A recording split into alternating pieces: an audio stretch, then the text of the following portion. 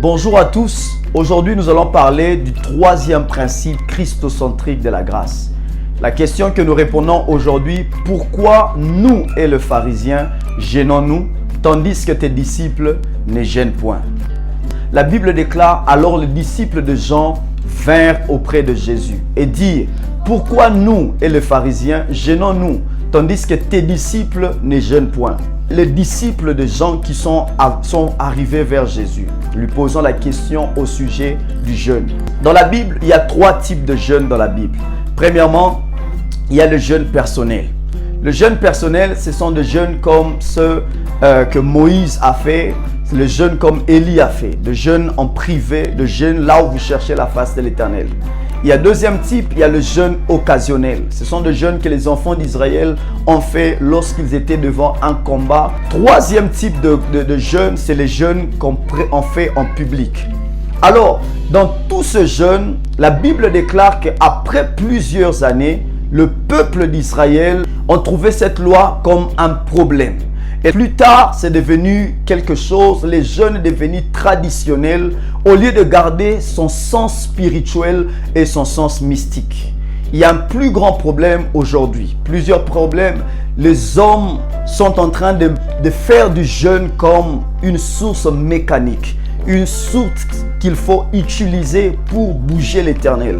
Une source qu'il faut utiliser pour faire de l'Éternel à faire ce que vous êtes en train de demander. Le jeûne est devenu aujourd'hui quelque chose machinal, quelque chose rituel. Alors que le jeûne était fait pour l'humilité.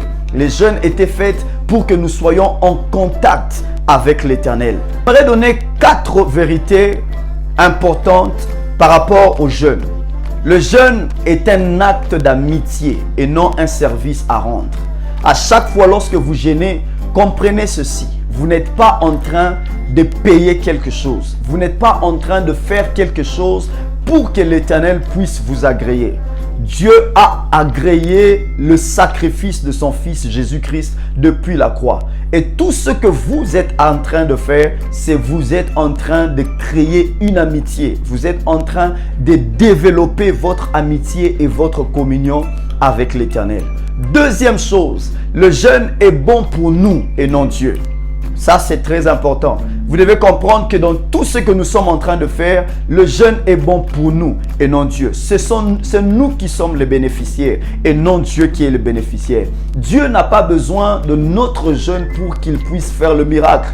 Il est tout puissant, il est mighty, il est tout puissant, il peut tout faire même lorsque nous ne gênons pas. Mais lorsque nous gênons, c'est bon d'abord pour nous, c'est nos capacités spirituelles, c'est notre attention, c'est notre présence pour que nous soyons connectés encore devant la présence de l'Éternel. Troisièmement, le jeûne n'est pas fait pour bouger Dieu. Le jeûne ne bouge pas l'Éternel. Le jeûne positionne votre personne à recevoir tout en Christ. Vous êtes positionné à recevoir le cadeau, à recevoir la bénédiction qui est cachée en Christ. À chaque fois que vous jeûnez, vous ne bougez pas l'Éternel. Vous ne commandez pas l'Éternel, mais vous êtes en train de vous positionner à recevoir toutes choses que Dieu a données en Christ. Et quatrièmement, le jeûne n'est pas une réponse à la peur, mais le jeûne, c'est un appel de communion. À chaque fois que vous jeûnez, ne réagissez pas parce que vous avez peur. Ne réagissez pas parce que vous êtes sous des attaques, parce que vous avez une pression quelconque. Mais faites le jeûne parce que vous avez développé une communion avec l'Éternel. C'est pour cela que Jésus est en train de dire aux disciples, d'abord, ce n'est pas question de service, c'est question de l'amitié. Il dit, les amis de l'époux. Comment est-ce que les amis de l'époux peuvent-ils gêner lorsque l'époux est encore avec eux?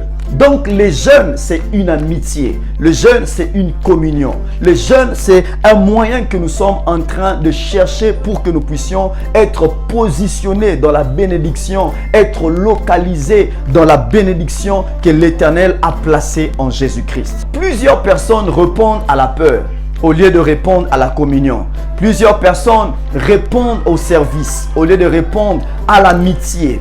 Nous avons un problème que nous devons résoudre aujourd'hui. La Bible déclare, au temps de peuple Israël, lorsqu'ils sont allés à la montagne, la Bible déclare, il y eut de débats, il y eut de combats. Et Élie a dit, le cœur de Dieu, nous allons découvrir qu'il est le Dieu lorsqu'il va répondre par le feu. Prophètes de Baal, ils se sont incisés, ils ont mis des plaies, ils ont même versé le sang pour que leur Dieu agisse. C'est ça la conscience du peuple aujourd'hui.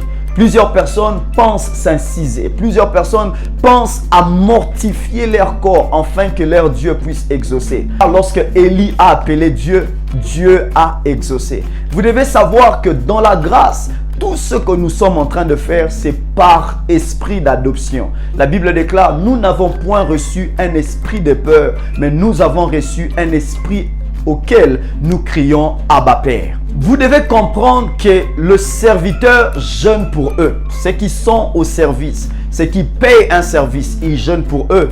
Mais les amis de l'époux jeûnent pour l'époux. Ils jeûnent pour la communion. Ils jeûnent pour la constance devant l'Éternel. Alors, vous devez savoir que tout est déjà en Christ. Le sacrifice de Jésus, c'est le sacrifice que Dieu a accepté. Que Dieu vous bénisse.